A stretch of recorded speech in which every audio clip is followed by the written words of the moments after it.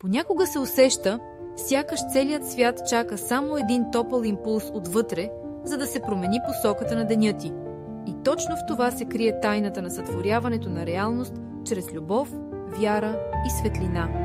В дълбочината на най-тихите библейски истории винаги присъства тази вяра, като у Йосиф, който въпреки изпитанията пази доброта и вижда по-голям смисъл, или като у Христос, който с чиста любов докосва всеки, когото среща.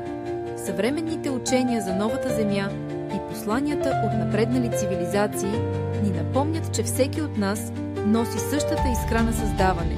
Когато избираме мисли и действия, които светят от любов, те не само променят нас, но и откликват във външния свят като синхроничности и малки чудеса.